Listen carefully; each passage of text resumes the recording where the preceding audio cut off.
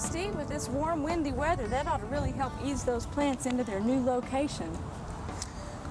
Yes, they're kind of wilting right now. You can see they're going through transplant shock, and I've constructed this little shade house kind of out of burlap, and this will keep the heat from being so intense. As you can see, they're kind of wilting right now, and this will help them acclimate better. These are Shasta daisies that my friends the Lowrys were kind enough to let me come into their garden and dig up a few large clumps so they would flower this year. Great, but as you can see, they have already leafed out, and this is a great way to ease them into a new location, especially once the weather gets warm here in mid to late April. Now, Steve, how long are you going to leave this on? When will you know that it's time to take it off? Well, when the plants stop looking so drained and just wilted, when they perk up and they don't do that in the heat of the day, I'll know that they've established themselves, and I'll remove this. Okay, great.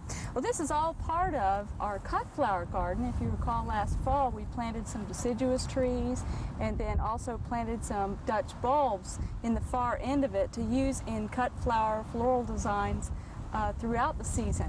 We decided to take the rest of it and make it an informal cut flower landscape. And Steve, you've done a great job with laying out this design. It's a nice meandering pathway. I really like it. Now, how did you go about this? Well, we came up with an idea for a formal garden in the edible landscape, and we wanted to do something a little different, a little less formal.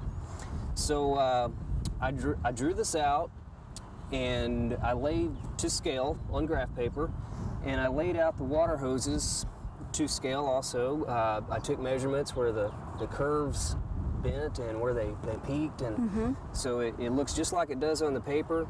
And it took a while, but I got the hoses laid exactly as it looks on the paper here. Okay, great. So before you hook up your water hoses to the sprinkler, if you have a new design like this that you want to do, that's a perfect way to lay out your pathways and just see it in place and see if that's really comfortable to walk through and see if you like it. Now, you all did a lot of bed preparation out here beforehand, and we want to emphasize that you don't want to just go out and turn over your lawn and think you can start a big new cut flower bed project. The soil preparation needs to be just like for a vegetable garden, with deep rototilling and working in a lot of organic matter ahead of time. Well, I really like the layout and I like the island pattern, but folks probably need to have some idea of how to establish the pathways. And let's take a look over here at some of the things that you've been doing to get it through the process. I noticed that you've got a tool here that a lot of gardeners may not remember how to use, and why don't you show people how you use that to define the bed? Steve used to work for a commercial landscape maintenance firm, and I understand you put a lot of hours in behind that. Yeah, I've logged a lot of hours on this half-moon edge here. When I laid the hoses out, while I had the nice curves, I just came back on the inside of the hose and I just knocked the soil away. Okay. And then when I lifted the hose up, I had the bed all cut out and ready to go. Okay. And the pathways were defined as well. Great. Now, the pathways themselves are nice and smooth now, and you can't get that effect with just tromping back and forth on it with your boots. And Steve, I noticed you borrowed from the turf research station or the sod roller. Is that something that people could rent and use to smooth and firm the pathways? Yes, we did that.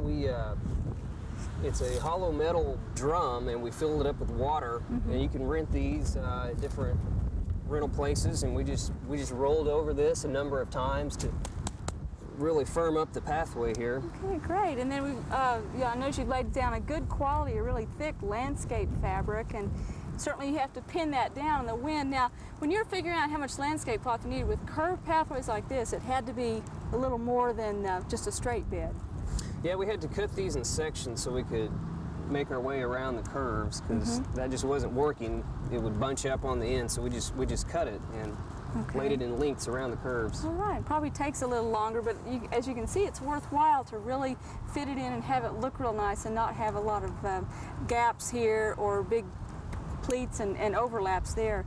And I really like the choice that y'all have made on the mulch that you put down. Now, is this cypress mulch, is this something that could be purchased at most any garden center? Yeah, most garden centers, nurseries have this. The primary reason we use this cloth was we're thinking when we were going to water this area and we were going to put a mulch down, we wanted something underneath the mulch so when people stepped on it, they wouldn't just sink the mulch into the mud and Right. the mud come up between the mulch there. So that was one of the main reasons we put down this landscape fabric.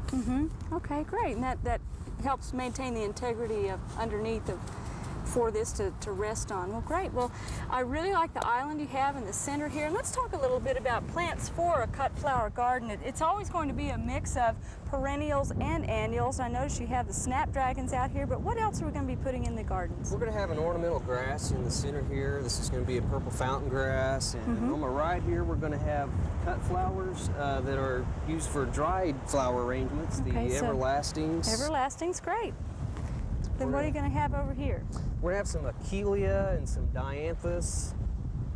And I've got a large group of cannas in the center here with some gladiolus and some foxgloves for spring color. Oh, well, I can't wait to watch all this unfold. I'm sure you all are going to want to watch the next few weeks as this develops. And keep in mind that if you are going to develop a garden like this, leave room for those large perennials to grow and expand. And of course, keep in mind that you're going to have to cycle in the early season annuals and then bring in some more heat tolerant ones later on. Well, Steve, it's really coming along well. Thanks for showing it to us.